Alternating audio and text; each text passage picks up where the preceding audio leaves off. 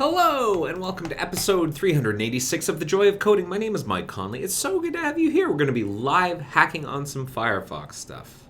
I'm really happy to have you here. I've got a hat. I've got a beard. I'm in the office. You know, it's like old times. And let's get started. Like, why wait? Let's get right into it. So I'll start by sharing my screen. Hey, it's December 4th, 2024, episode 386, which was the first kind of computer I think I played Monkey Island on when I was younger, was a 386.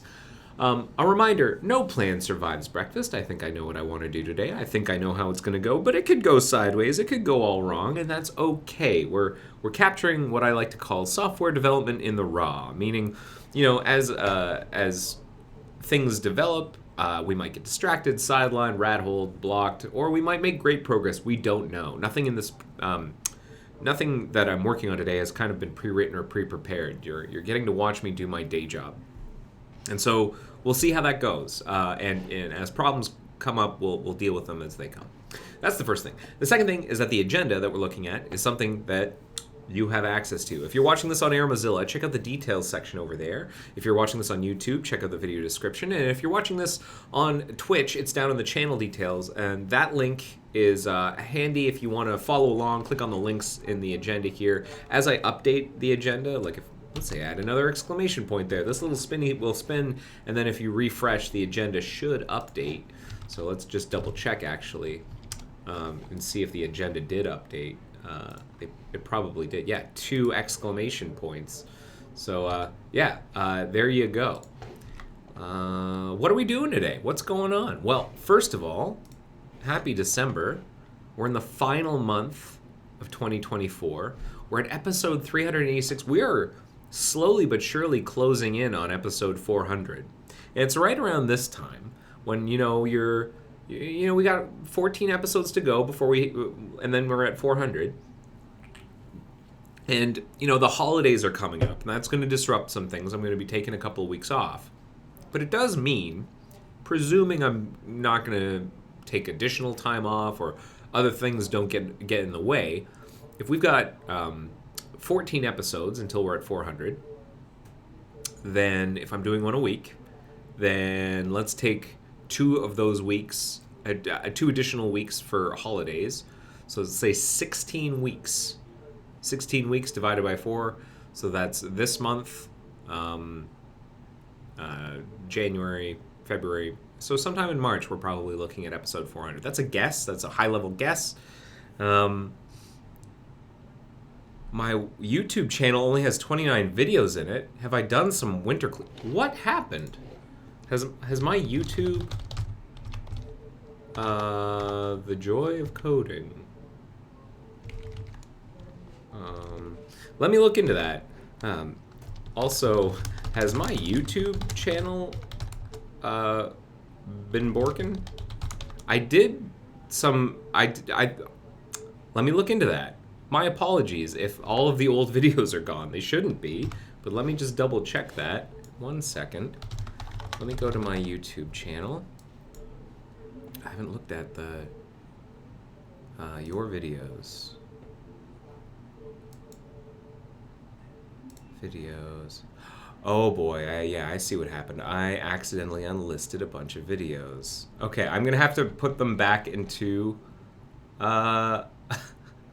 public. My apologies. I will get that fixed. That's probably not done a whole lot for my my stats. Let me take a look at my analytics. Have people been... Oh, the view count has been taking a big dive. Oh no. It's all right. I'll get that fixed. Thank you very much for pointing that out, Smurf D. Let me just take a note there. Yeah, I need to republic a bunch of videos. I think I did a goof. I did like a little bit of a cleanup, and I think I did a mass unlisting of videos. Apologies. All right. I'll deal with that after this stream. Let me actually take a to-do somewhere else. 1 second. Just 1 second. So maybe you're like me and you have multiple to-do lists depending on what it is that you're to-doing. I am similar. List all of videos.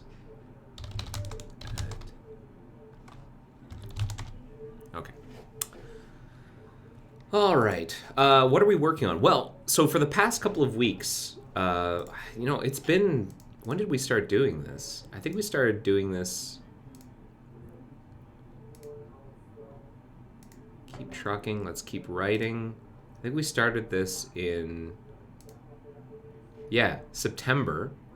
I'd say we're getting into the real meat of it. I'd say we're over the hump of most of it, or we're documenting our the customize mode code or the customizable UI code, which includes things like customize mode.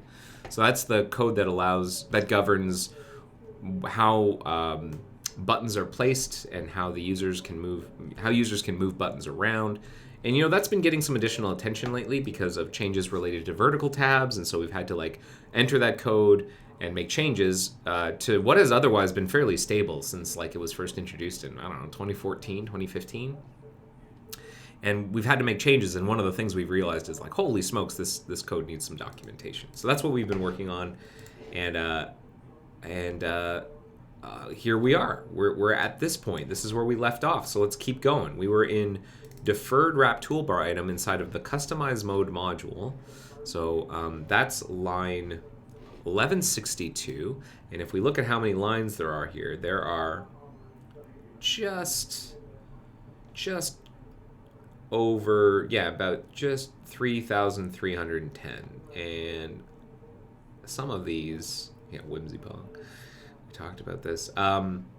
We're not quite at the halfway mark yet, which is, but we're getting there. We're getting there. Did I?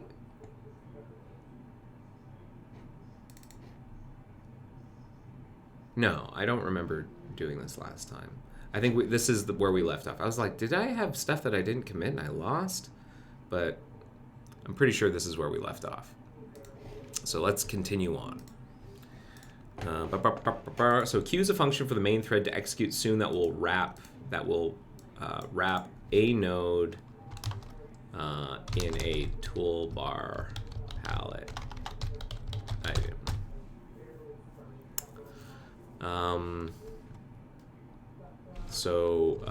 This is the node to wrap in a toolbar palette item. The place. Oh yeah, that was interesting. The place. Update wrapper. We did this thing where we made it so that customize mode wrap toolbar item palette. Yeah, we made some simplifications here. We got rid of some arguments. Okay. I'm remembering now. Okay. Place. The place. What is this used for? Creator update widget node wrapper. It sets the place attribute, I'm pretty sure. If it's an update, otherwise we'll create, as we'll know, set the place to show the label when it's sitting in the palette. Okay, I understand. It's a little clumsy. The string to set as the place attribute on the node when it is wrapped. This generally, this, as I understand, I'm just looking at some usages here. Get place for item. Customizable UI. This is one of the strings. Yeah, okay.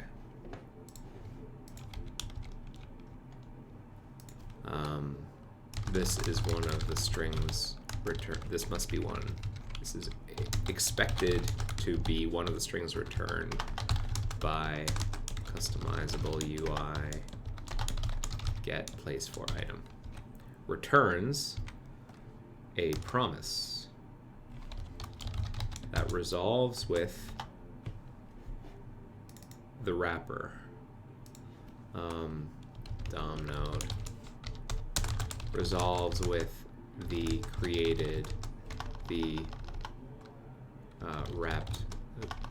wrapper node. Now, in the event that the node is already wrapped, do we?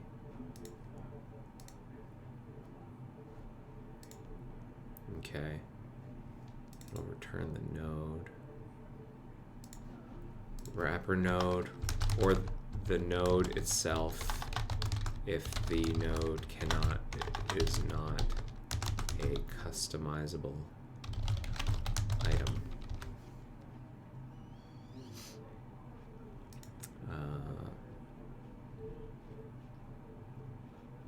Wrap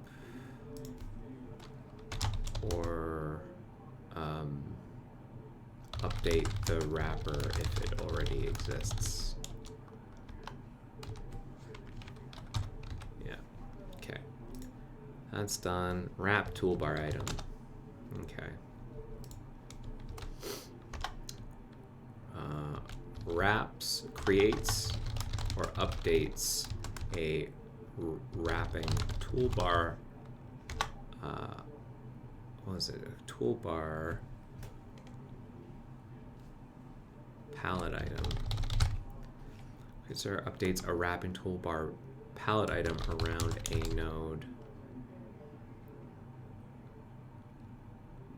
I think that's it. Presuming the node is a customizable item. The node to attempt to wrap or update the wrapper. The node to wrap or update the wrapper for place string. This is similar to this. String to set as the place attribute of the node when it's wrapped. Returns a DOM node. The wrapped toolbar palette item. The toolbar palette item wrapper in the event that the a node is a customizable item. Otherwise, returns a node. All right, that's done. Helper. So this might be a thing that we can turn into a private. Yeah, that's a private method. No problem.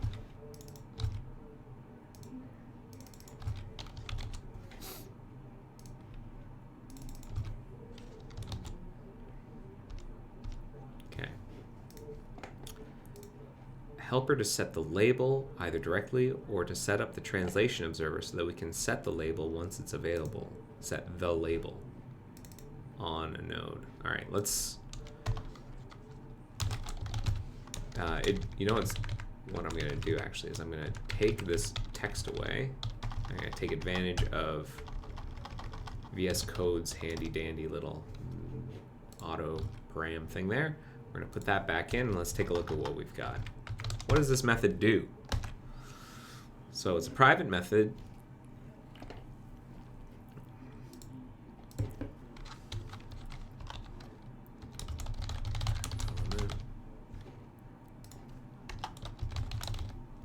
A is update.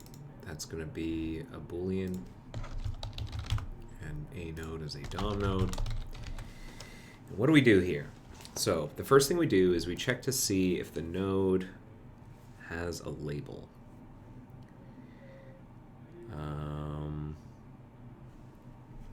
Wrapper.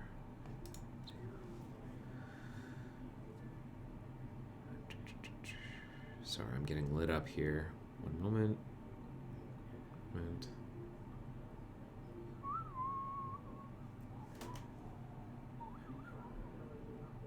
Okay. Node has an attribute. If the node has a label, then we are going to. Oh, I see. So this is a helper to sort of back propagate some attributes from the node to the parent wrapper node. So if the node has a label, then we'll set the title to be the label, and we'll also set the tooltip text to be the label. If the node has a title, then we'll set the title. Else, if the node has a data L10N ID, and this is not an update, then we will observe for translations on the node. Label and title. What is that all about? Translation. What is this translations observer? It's a mutation observer that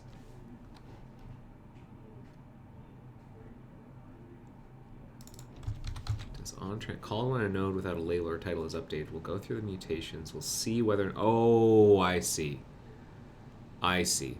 Okay. So Fluent, which is how we do our localization, is asynchronous, and so it uses the graphics sort of refresh driver tick to know when it needs to actually update the strings in the DOM. And that's great for responsiveness. What it does mean, however, is that there are situations where you've got an L10N ID assigned to a node, and depending on where you are in the life cycle of the document, the string associated with that L10N ID might not actually be in the strings might not be there yet. And I think what we're doing here is we're basically checking to see whether or not the strings exist.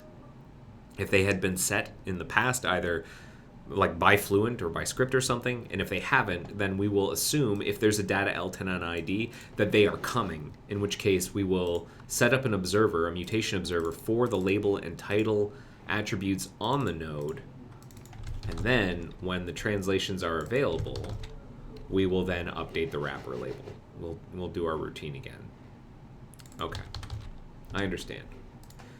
Helper to set the label. Set the it's more like set the title and tooltip text on a wrapper, toolbar palette item wrapper based on the wrapped node, either directly, either by reading the label title attributes of the node of a node, or in the event of delayed Fluent localization, setting up a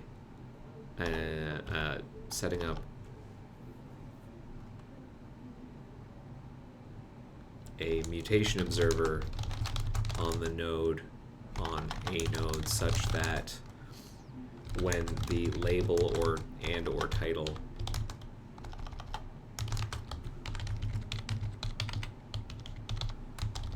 do get set, we re-enter update wrapper label to update the wrapper. The toolbar palette item. The wrapped node, the wrapped customizable item to update the wrapper for is update. That's interesting. When is update is true if we're being called via the mutation observer. Is update is true if we're, oh, I see, updating a wrapper. Those are the only two calls. And what does it mean to update a wrapper whenever get drag item? If the target area is not over the current area, we'll unwrap the toolbar item, the dragged item parent node. Put the item back in its previous position, restore the area type, and we'll update the wrapper.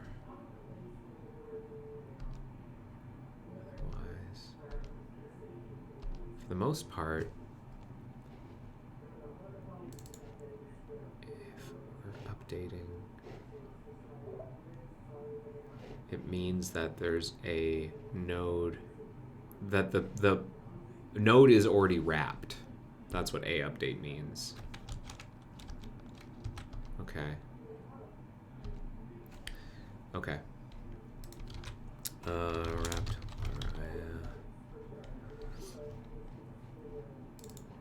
So true.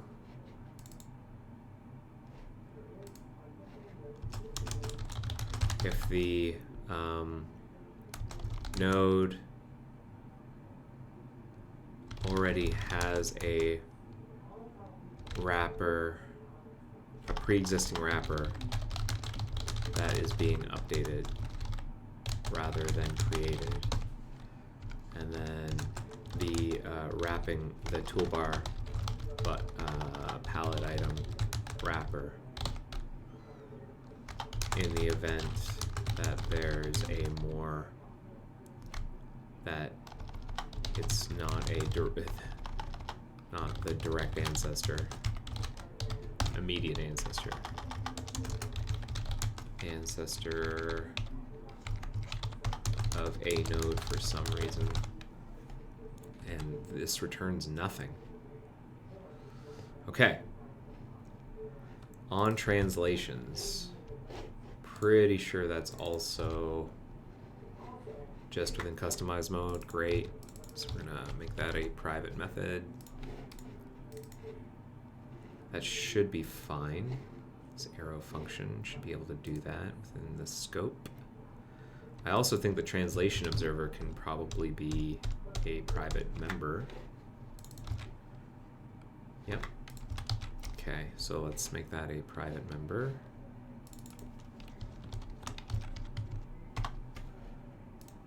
And we have to declare it. Translation observer. Add it to this list here. Translation observer equals null.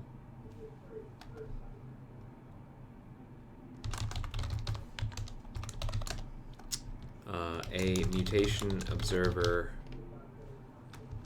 used to hear about fluent localization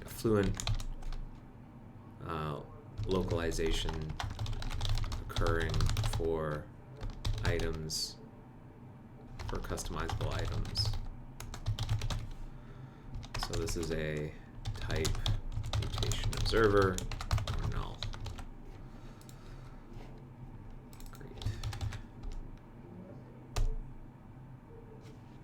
Great. Called when a node without a label or title is updated,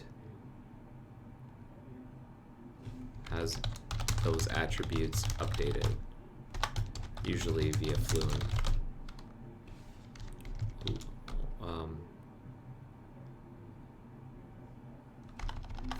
Updated. Yeah, all right. I guess there are other cases where it might not be fluent.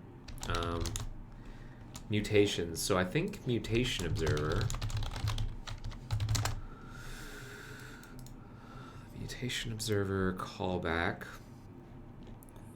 Yeah, an array of mutation record objects. Right?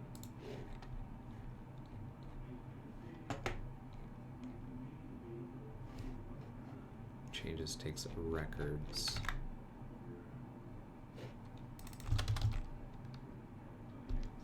So that is a mutation record.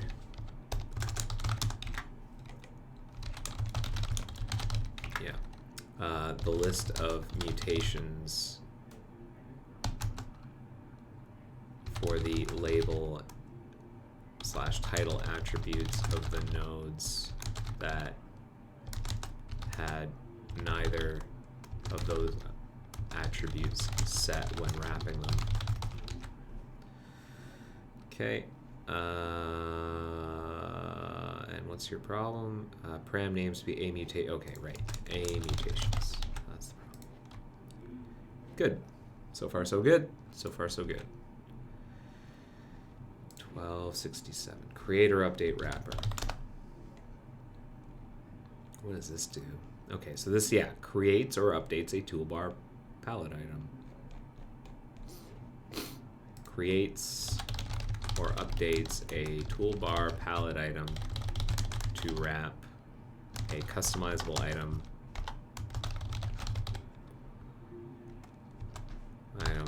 This wrapper absorbs, is useful for absorbing any click. This wrapper makes it possible to click and drag these customizable items around in the DOM without the underlying item having its event handlers invoked. Node.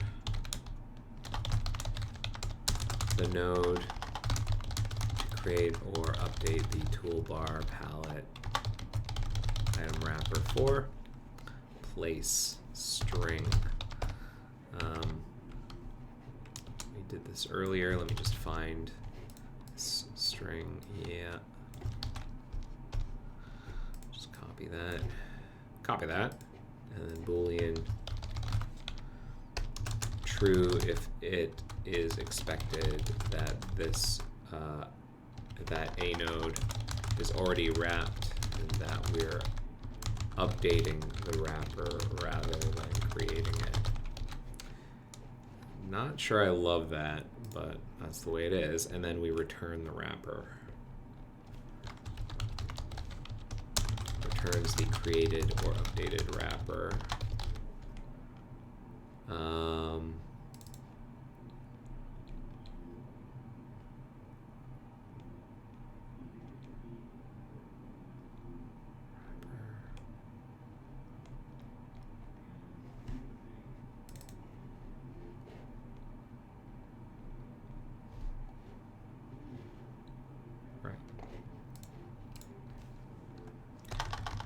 Toolbar palette item wrapper.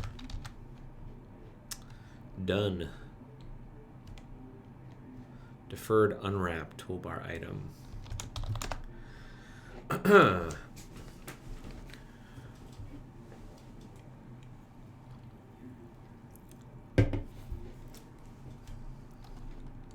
We had something similar for deferred wrap, so I'm going to copy some of that language, deferred unwrap. Now it just takes the wrapper,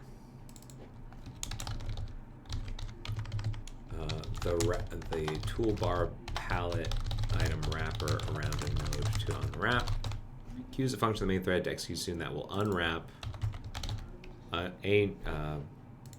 the node wrapped with the with a wrapper, which should be a toolbar palette item. And there's no place, and then it resolves with the it can resolve with the node or with null, it looks like. Resolves with the unwrapped node or null in the event that something some problem occurred while unwrapping. Guess that's possible, which will be logged.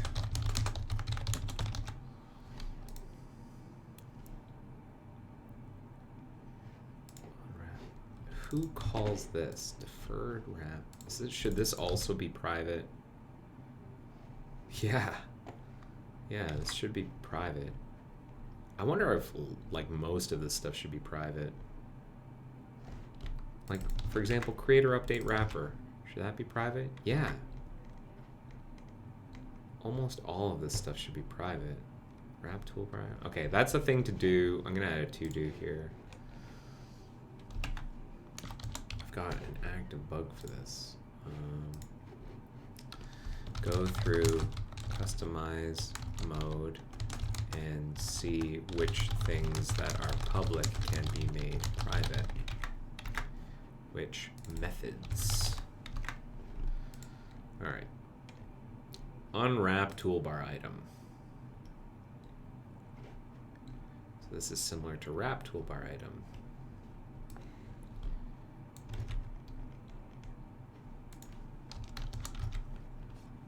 Unwraps a customizable item wrapped with a toolbar palette item.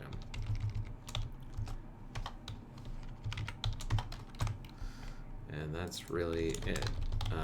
The toolbar palette item wrapper around a node to be unwrapped. Okay, that stuff, and then we get the toolbar item back.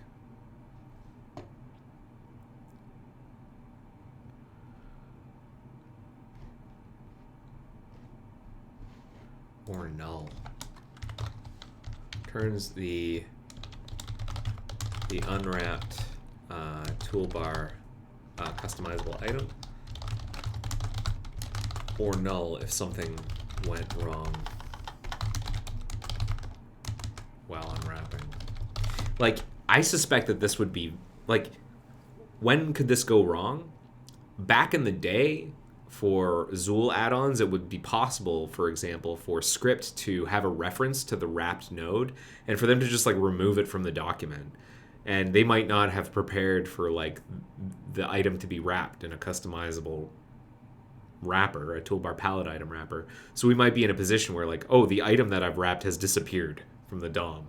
And I guess that can happen. That could have happened. These days, that would not happen. Unless, like, the browser, like, us browser engineers made that mistake. That would be a silly thing to do, but it's technically possible. If the passed in a wrapper is not a toolbar palette item, this just returns a wrapper.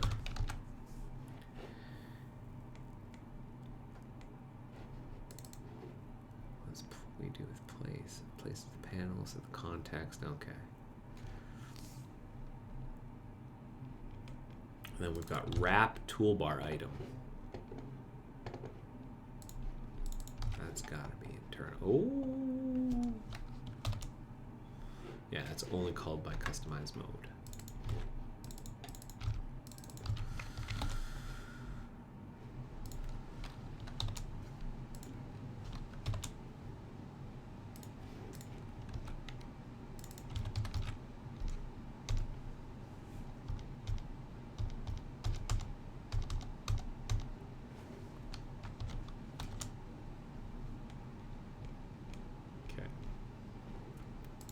We're at 1470. We're making good progress. We're almost halfway through. I think we're going to get to over halfway through by the time we're done. That'll be good. So what's the difference between this and this? So what we do is we get the target for the area. If the target doesn't exist for the area,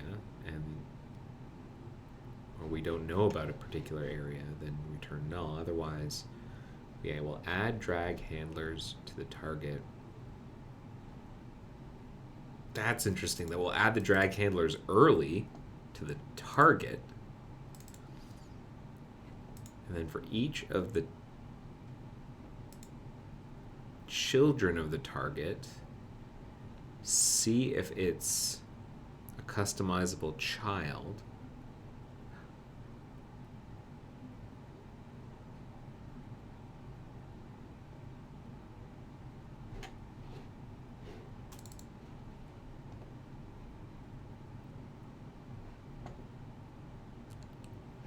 This is wrong. Wrap toolbar item? That's a terrible name for this. Because this is not correct. This is wrapping a toolbar area. Wrap toolbar area. Yeah, this is wrong.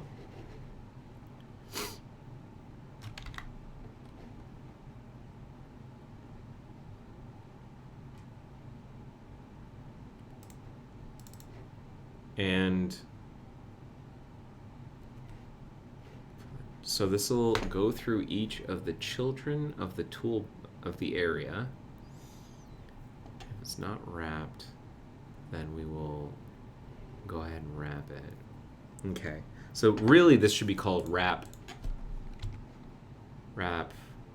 area items.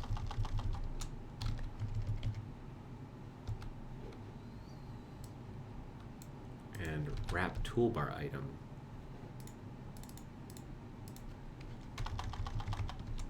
Area items. And then wrap toolbar items.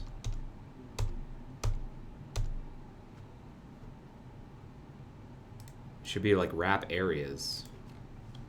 Wrap area items. Oh. Wrap all area. All right. Who calls this? 1, 2.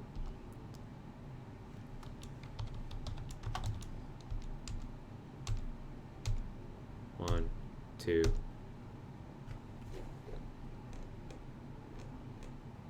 Three. So this should really be called wrap all area items. Replace, replace, replace, replace.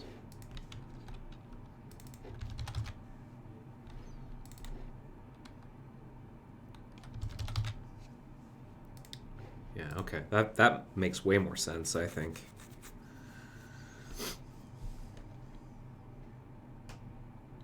This is also going to be wrong, I'm pretty sure. Okay. For a given area, iterates the children within its customized target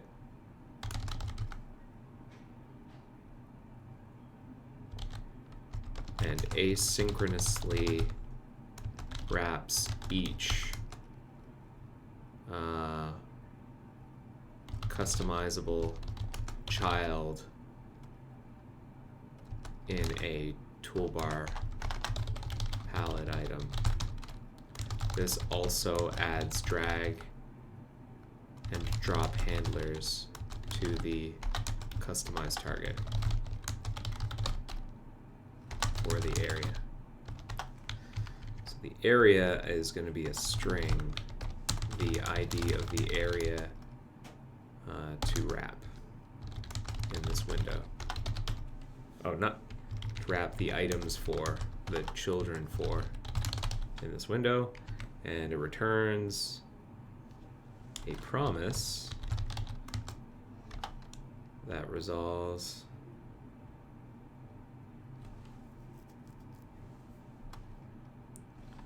the target. Oops. Resolves with the target,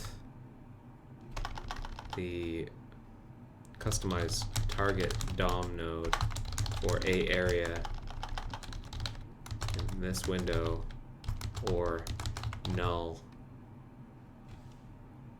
not this window. The idea of the area to wrap the children for in the window that this customized mode was instantiated for. And so customized target for area for the window that this customized mode was instantiated for, or null if the customized target cannot be found.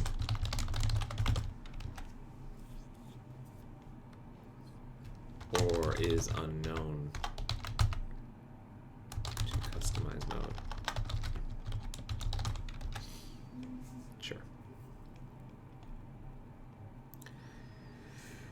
Whew.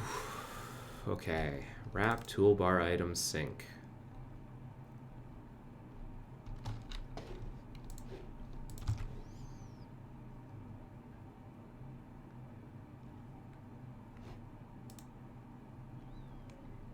This really should be wrap area sync. Wrap area items sync. So let me rename that. Wrap area items sync.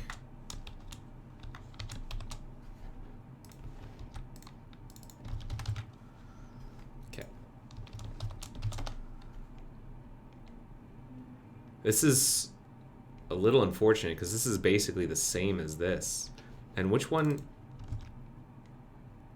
Why? When would we use one and not the other? Wrap items, those items, wrap toolbar. The tab strip, you do it synchronously. And this one you don't do synchronously. What? Why?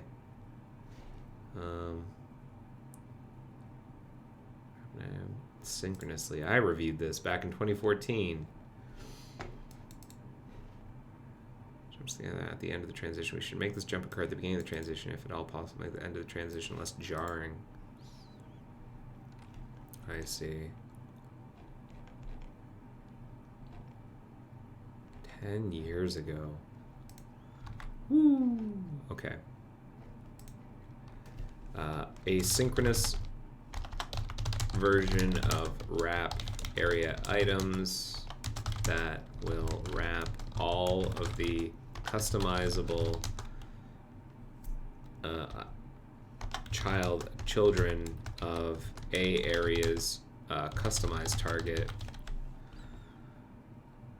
in toolbar palette items.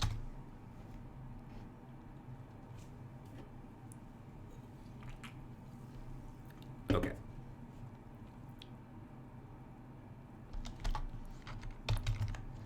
String. And it returns the DOM node or null. Similar. The ID of the area. Oh, it's the same. It's the same.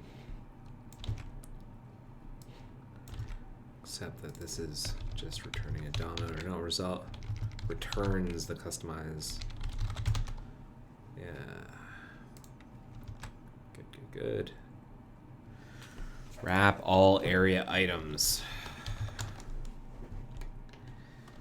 Iterates all areas and asynchronously wraps their customized target children in with toolbar palette items in the window that this customized mode was constructed for. Takes no params, returns promise undefined.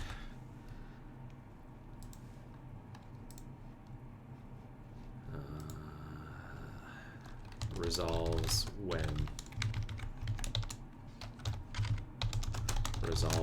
wrapping all area, wrapping has completed.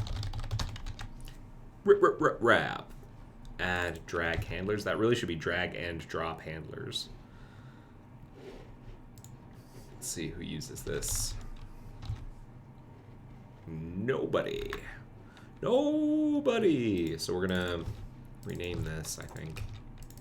Add drag handlers to add, drag, and drop handlers. Place.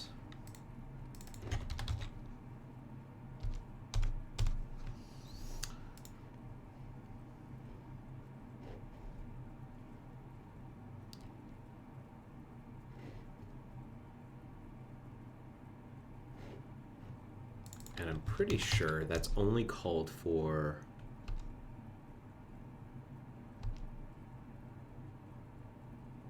areas. Yeah. Add area drag and drop handler. Add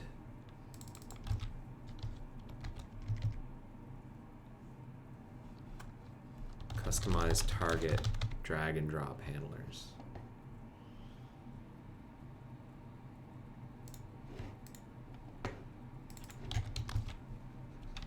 Customized target. Yeah. Add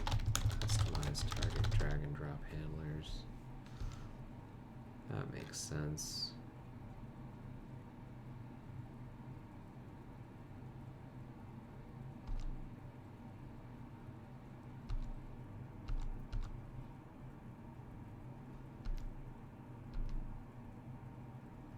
Okay.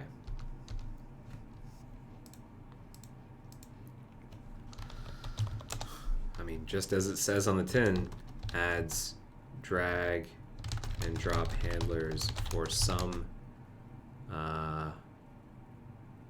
customized target or some customizable area.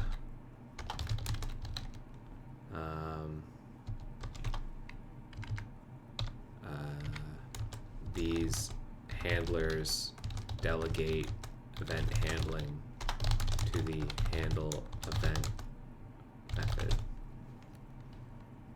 And I believe these are all adds capturing drag and drop. Yeah, it's capturing.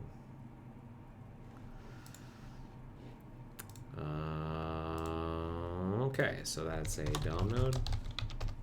The customized target node to add drag and drop handlers for. If the target is the fixed overflow panel dropping on the padding, then the target is the panel holder. Interesting, okay.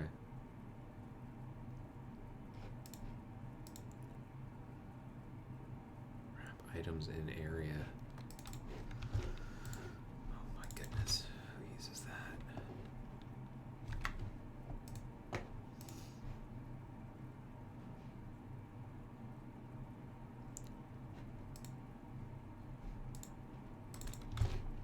Seems redundant, but okay. On an area node being registered. That's, I guess, because that was possible, that you could have an extension register an area node while you're still in customize mode. So we had to handle that. These days, I guess it is still possible. No, you can't register. Add-ons cannot register areas. Yeah, add-ons cannot register areas. A lot of this like dynamic area registration stuff can probably go away unless we decide we want dynamic areas back again. But okay.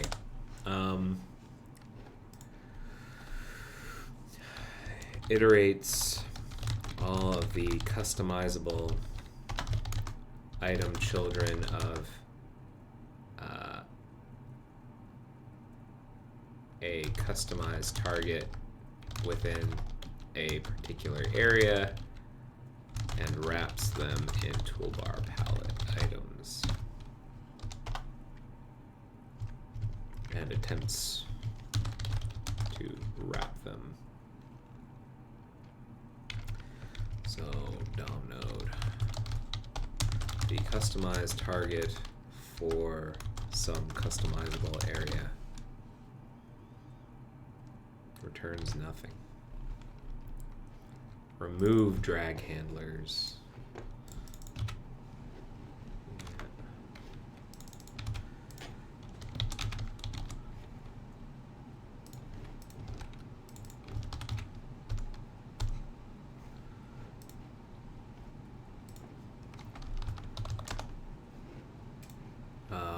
So this is similar to this, but it's the opposite. Removes capturing drag and drop handlers for some customization for some customizable area added via add drag handlers. Ooh, we should rename this as well.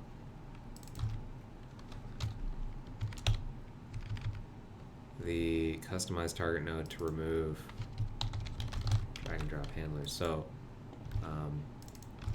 this we're going to rename to remove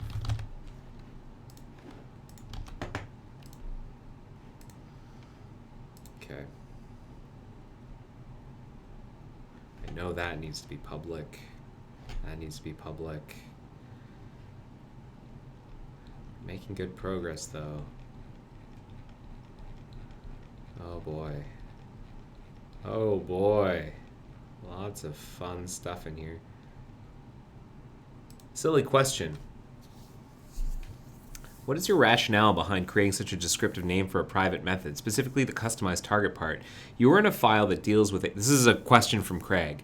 You are in a file that deals with customized target. No, maybe I missed that. It does more. I would have been good with add drag and drop handlers were I doing a code review. I think it's because the terminology, we have all these distinct things. You have a customizable area, and those things are like conceptually speaking, this is the customizable area of the toolbar,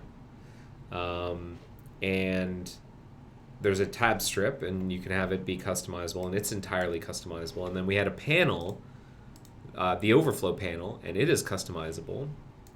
This thing is customizable, but there are only sections. So like these are these like logical conceptual areas that are customizable, and within those, each of those areas has a DOM node associated with them. But within those DOM nodes, there is the specific target that can accept items that are customizable. And that's maybe a distinction that made more sense back when we were first working on customized mode. This is like, I remember this, working on this in 2014. The original idea was to have the customized target for the toolbar just be here and not be the entire toolbar. And we went back and forth with, there wasn't really much product management, but we were going back and forth with UX on that for a long time. We eventually convinced them to make the whole toolbar customizable. That's not to say, like, it wasn't like an argument or anything. We were just, looking at the user feedback and saying, like, look, people actually want to be able to put things to the left of the back button and whatnot. They were really, focused on trying to make customized mode as simple as possible, as difficult for people. We wanted it to be inviting so that people felt comfortable using it, and make it really difficult for people to accidentally get themselves into a state where the browser is broken. Because it used to be very easy to break your browser in the old customized mode. You could like remove the URL bar and remove all your tabs and remove the menu button, and then like you've got a broken browser window, and it was like really difficult to put everything back. And so there were a bunch of safeties put in. So, I think the original design was to just have there be a customized target within the customized area here, and then we expanded it. So the whole notion of a customized target is maybe a little outmoded at this point. It might not be necessary. But that distinction, I think, is still important to understand, particularly because, and even for private methods, the reason we're documenting this stuff is because this stuff is complicated, and it's not all in one person's head, and invariably the person who's going to be changing this in the future will likely be someone who didn't work on it in 2014 or 2015. So the more we can make these things descriptive, even internally, the easier it is for people to work on them. Regardless, like the documentation isn't just for people who are consuming the API. The documentation is also for people like who are learning how to call the methods or whatnot. The documentation is also to help people working on the code, maybe even more so to help people working on the code understand how things talk to one another, what the dependencies are, what things are meant to do, so that they can understand the sort of the flows of data, and what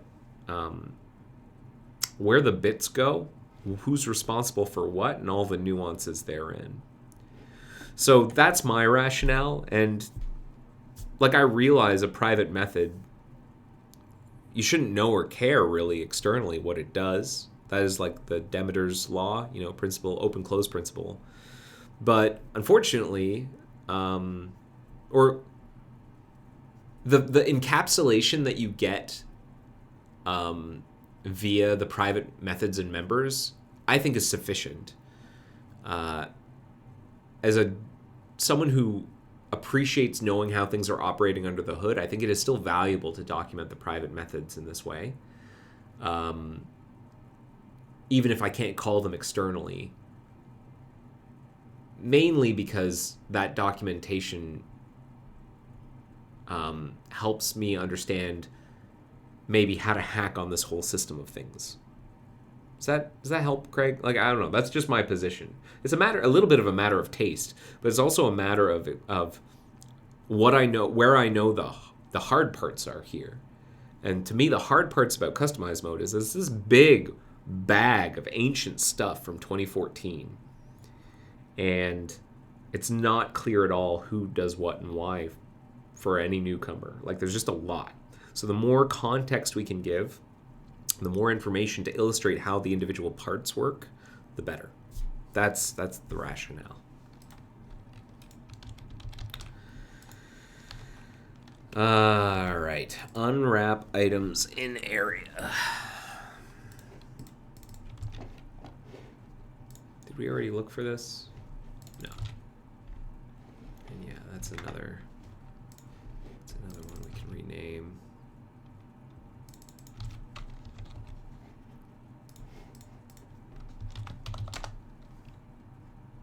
So we, I believe, had an equivalent, yeah. For here, iterates all the customizable item children of customized target within a particular area that were that have been wrapped in toolbar palette items, and unwrap and attempts to unwrap them.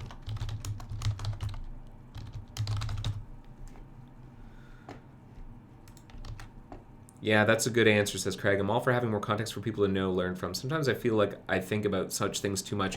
I mean, it's a trade-off, right? Like, and, you know, if I was writing a library, you know, maybe if I was writing a chunk of code that I'm expecting people outside of my organization to use, like if I was writing a system library, yeah, I wouldn't have this kind of documentation exposed in source docs. Like, I might have it in the code itself, but I wouldn't have it exposed in the source documentation, because that violates the sort of principle of least knowledge. Like, for outside consumers who want to treat you like a black box, you should, in my books anyways, present yourself as a bit of a black box and say, like, okay, look, these are my little knobs and entry points, and here's what you can touch, and you don't need to know the details, but this is how I work. Please do not depend on any of my internal behavior. You know, I've got you can look at my presuming this is an open source library that I'm working on.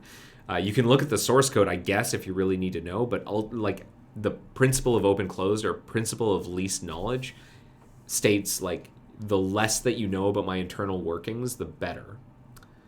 But for the other people who'd be hacking on that library with me, I'd want to document the heck out of it. Yeah. So I think it's who is the audience? Who is the audience of who you're writing for? This is I love this piece of advice that I think is applicable in any kind of like writing exercises. Who's your audience? Know your audience. Who's this for? This documentation is not for people outside of the Firefox code base who aren't messing around in Firefox. This documentation is for people who are manipulating and messing around with the Firefox code base, whether or not they be paid staff, volunteer contributors, or people maintaining a fork. That is what this documentation is for. So know your audience. That's the important part. Or your intended audience, rather. And that's a great way of framing how you write. Like, if you can establish early on, when you're about to write a thing, if you can establish early on, like, who is this meant for? Not who is going to read it, because you can't really control who's going to read a thing beyond, like, some access controls.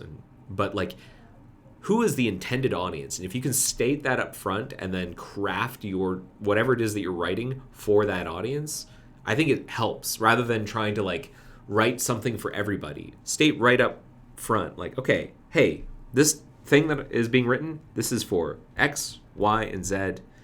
And so once you kind of have that locked in your head, it's a little bit like this is kind of in vogue in the 2010s, but like personas in UX and UI design. Like, who are you designing for? It's the same thing with documentation. Who are you writing for? And know your audience.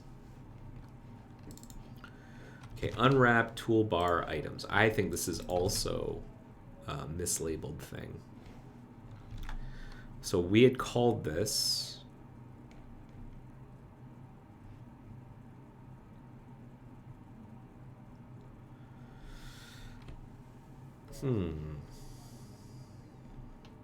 there was something up here that did that. Wrap area items. Yes, unwrap area items is what I think I want to call this. Unwrap area items.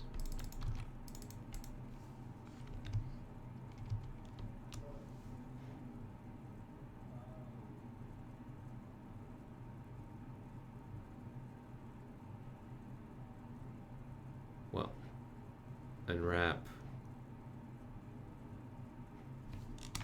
area items. And that is distinct from unwrap items in area. Yeah, because it's a little wrap area items.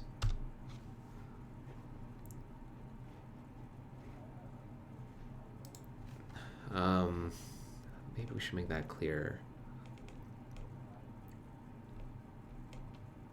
Wrap area items. Maybe it should be wrap all area items.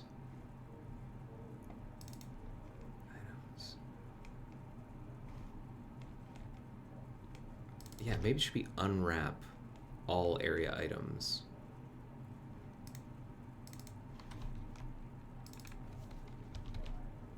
It should be unwrap all area items.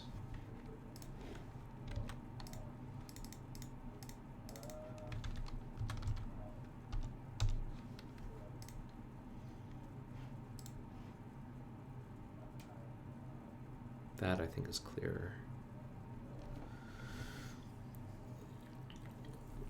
So wrap all area items is here. We're gonna iterates all areas and asynchronously unwraps their customized target children that had been previously wrapped in toolbar palette items in the window that this customized mode was constructed for when unwrapping is completed. This also removes the drag and drop handlers for each area. So wrap all area items, or wrap all areas. Where is it? Wrap.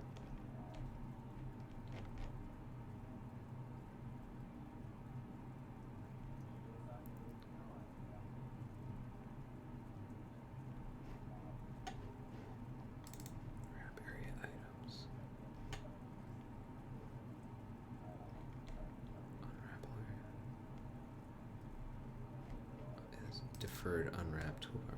Okay. Okay, so it's not exactly like, because wrap all area items does not add the drag and drop handlers within itself.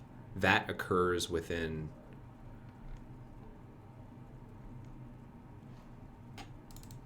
wrap area items.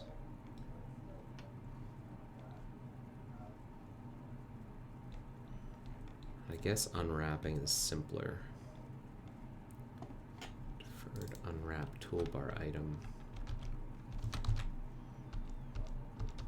I'm pretty sure that can be private too. Yeah.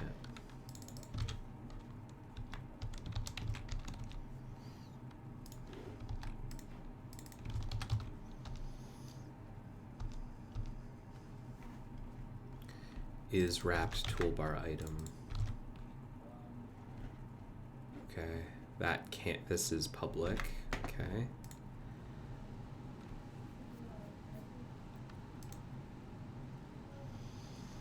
Okay, so far so good. We're at 209, we are at 1647, which, doubling that, it's roughly 3280, 90, 3292.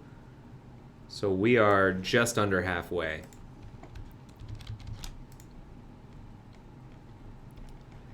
Just under halfway, gang. resets the customization state of the browser across all windows to the default settings.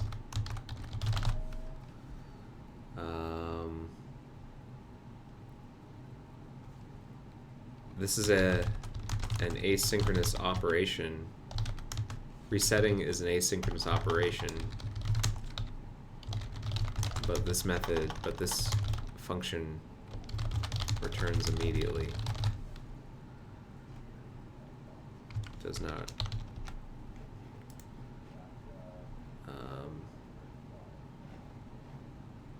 Wait, does it? Does it return a promise? Return async catch. Yeah, resetting is an asynchronous operation. Returns promise undefined, I think. Yeah. Resolves once resetting has completed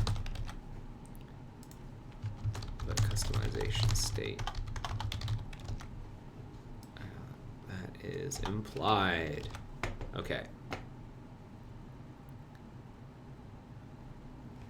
Undo reset.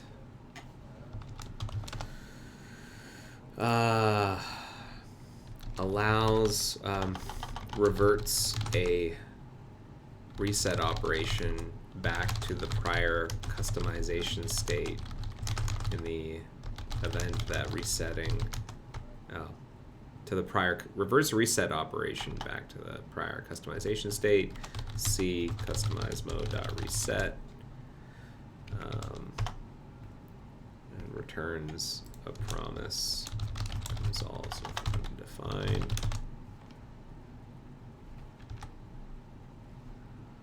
On toolbar visibility change. Customize mode.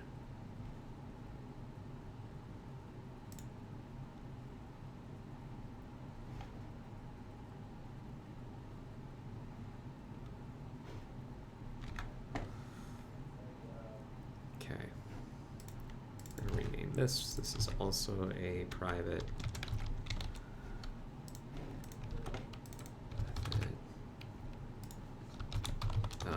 handler for the, what is the name of the toolbar visibility change event?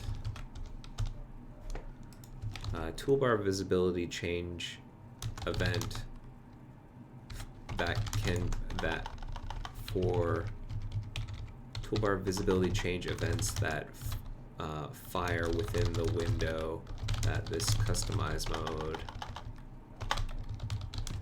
was constructed for. Param event. I believe a toolbar visibility change event is a custom event. Toolbar visibility change event that was fired.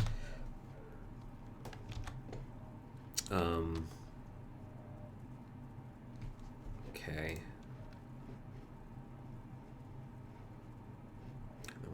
On UI change.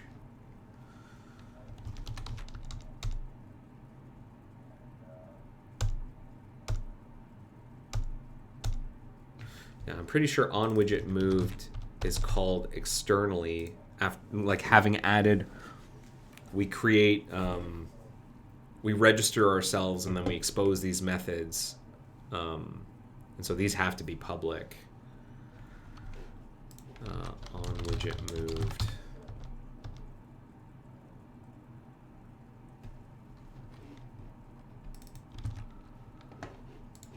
Didn't we have something similar?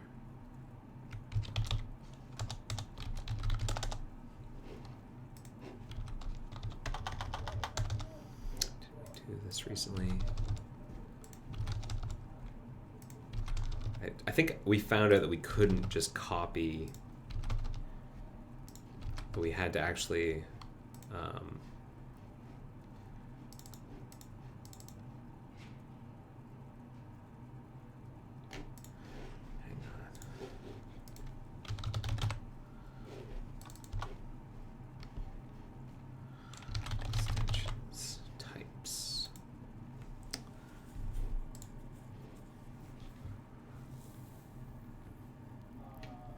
has every possible problem, which is not great.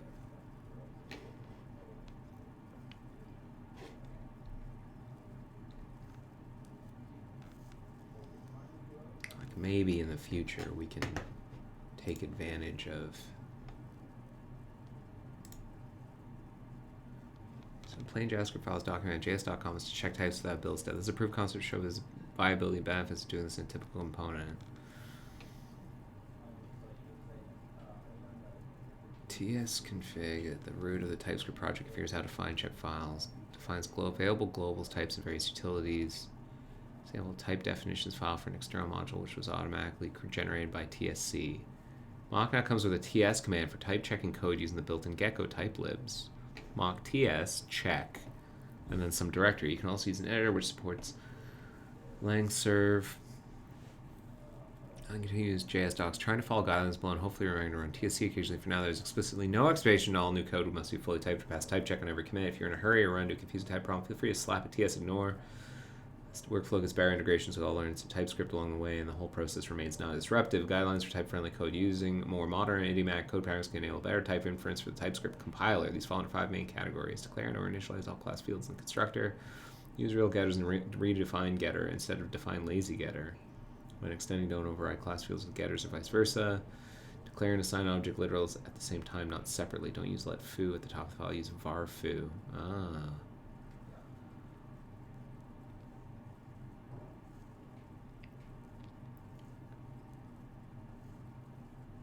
Don't reuse local variables unnecessarily with different types. Use export on individual classes instead of grouping into namespaces. TS ignore. Feel free to use it locally. Okay, interesting. Yeah, this is something I think we're starting to head towards, this type checking. But for now, I'm just going to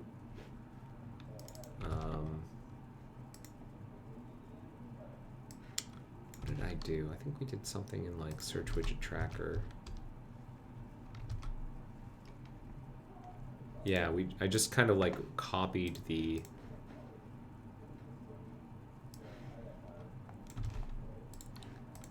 widget moved. Oh, there are no arguments. The on widget moved callback called by customizable UI when a widget moves.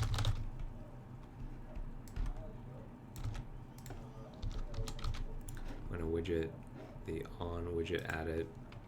I guess that's redundant. The callback called by customizable UI when a widget moves. The callback called by customizable UI when a widget is added. Added to an area, which it moves. The callback called by customizable UI when a widget is removed from an area.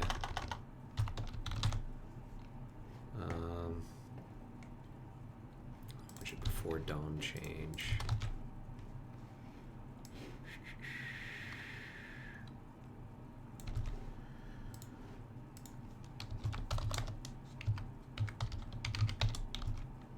A node to change, a secondary node, I guess that could be null, and then a container, and then returns nothing. The callback called by customizable UI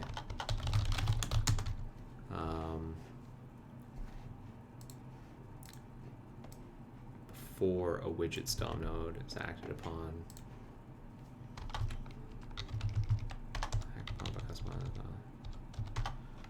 Okay.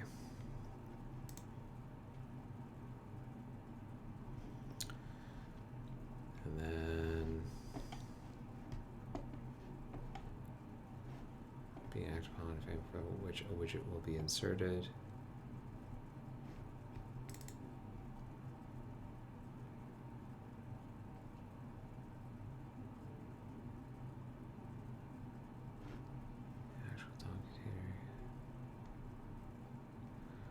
widget after DOM change. Okay. Fired after.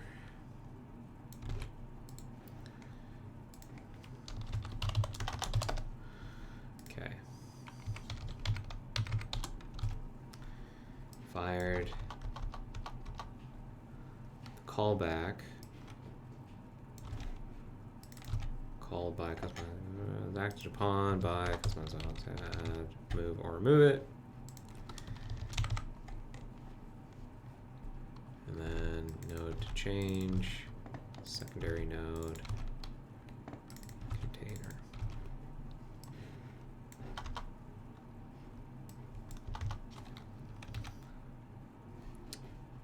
Container. Okay. Pretty good, pretty good. Where are we? We're on line 1807.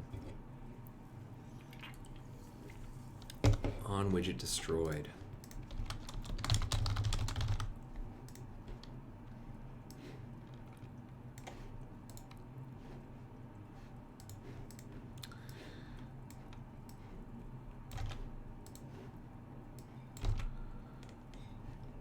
Callback called by customizable UI. When a widget is destroyed.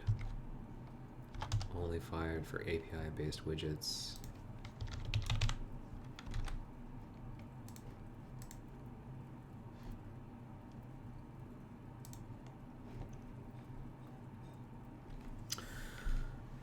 Oh man, okay. Get through it. Palette, reset, update density. Here's our event handler, set up palette dragging, an observer. Some listener thing, the title bar checkbox, some helpers, drag and drop handlers,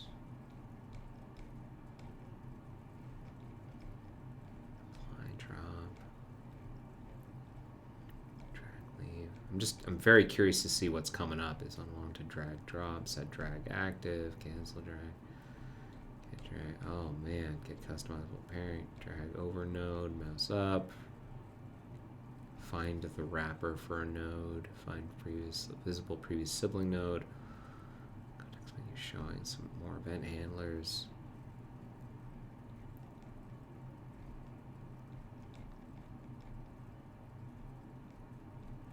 And then Pong, toggle Pong.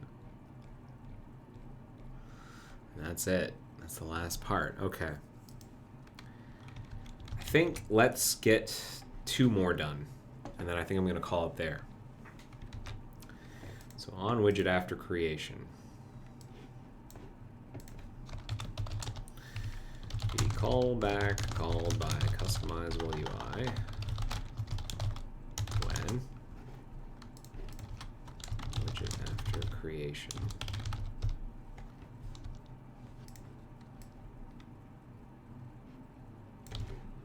Called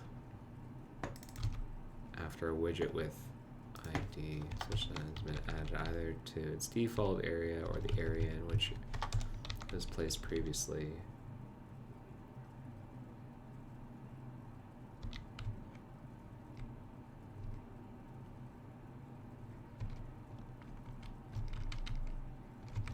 Okay.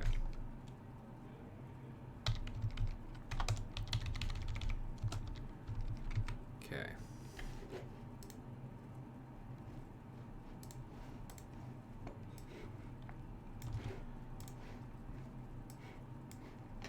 Widget ID area.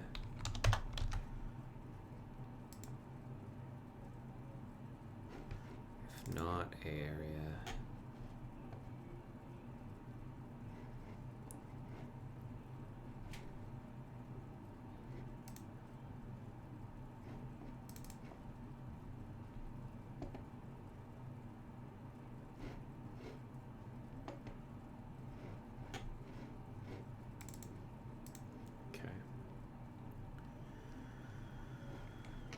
On area node registered.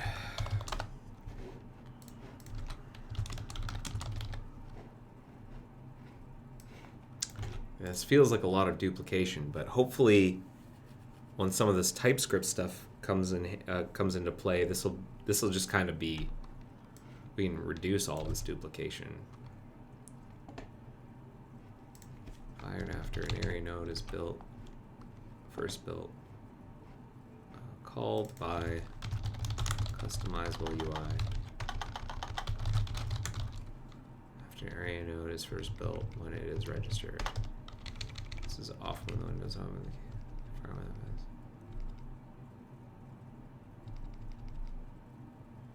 Could fire when the node has just been registered with customizable UI after an add-on update or disable enable sequence.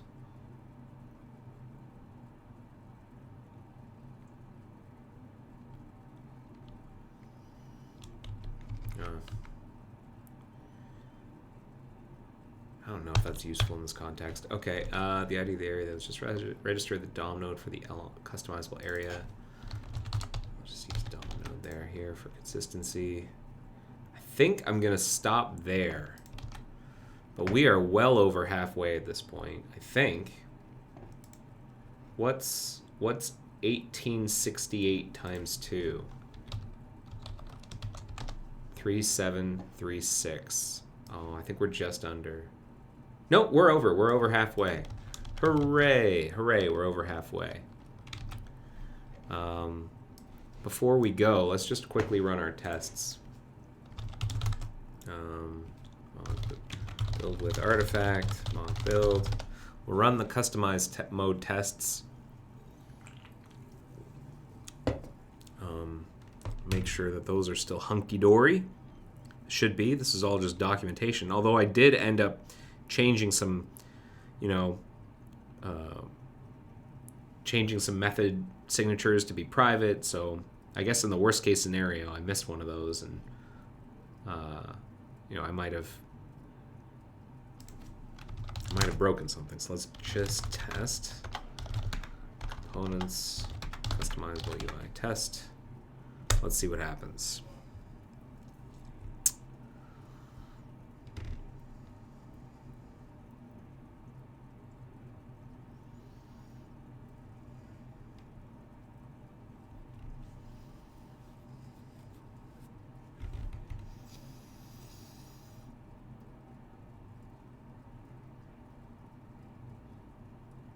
Woo, look at those tests go. Just check my calendar. How am I doing? All right, I'm doing all right.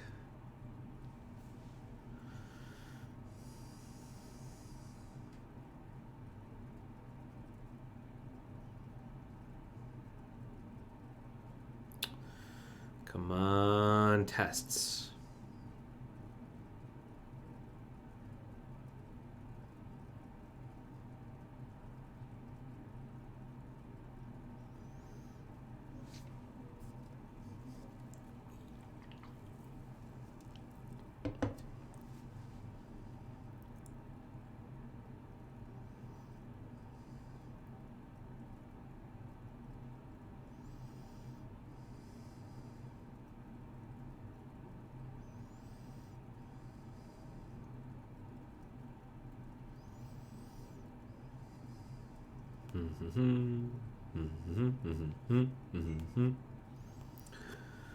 Boop-a-doo-doo-doo-doo. How we doing here, gang?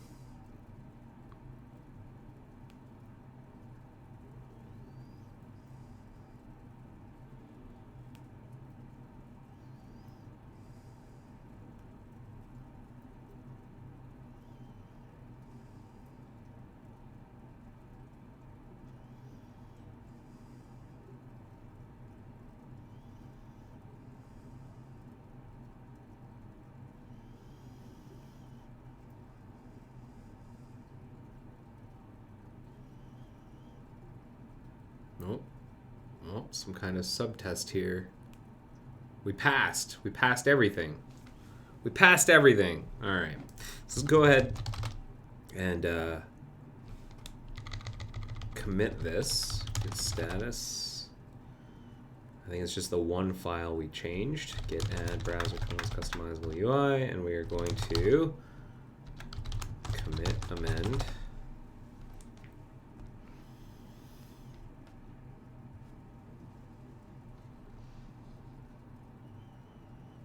Okay. And I think we're going to call it there. Hey, thank you so much for watching episode 386 of The Joy of Coding. I hope that was interesting.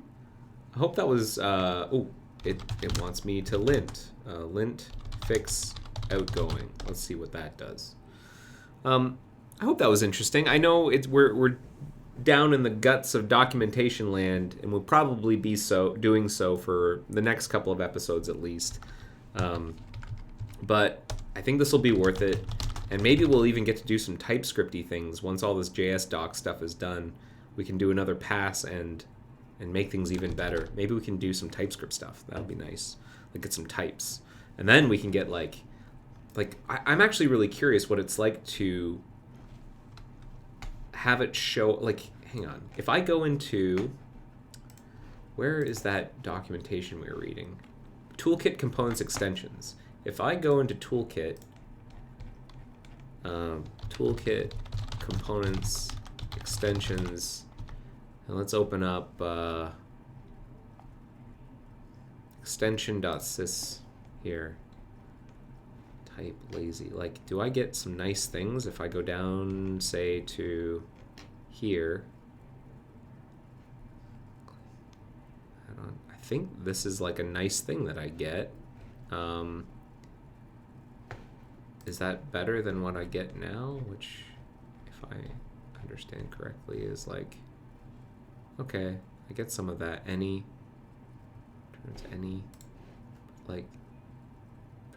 there's some nicety that I get, with type definition. Go to type definition. No, I don't know what that means. I think I need to better understand what this gets me in VS Code.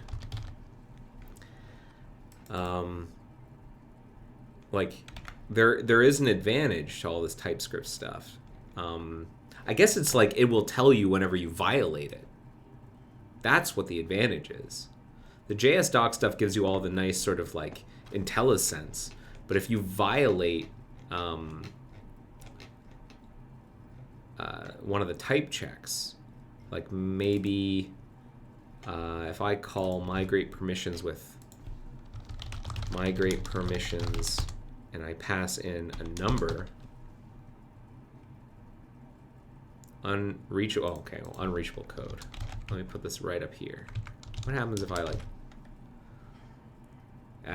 not assignable? There you go. See, that's the good part.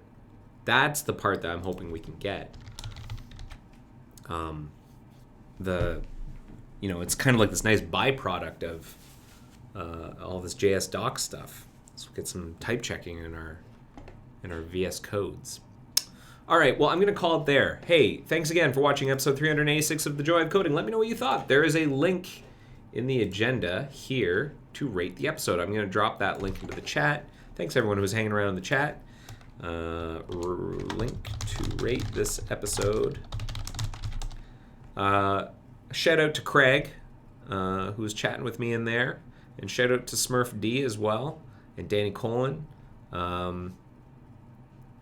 That'd be so cool, but I have no hope in it being a thing ago. That'd be so cool, but I have no hope in it being a thing ago. I'm not sure what you mean by that, Danny Colin, but that was from a while ago. Apologies, I didn't see your comment, so I don't understand the context. All right, and then I need to fix up my YouTube channel. Yes, my bad. I'll fix this soon. But let me know what you thought of this episode.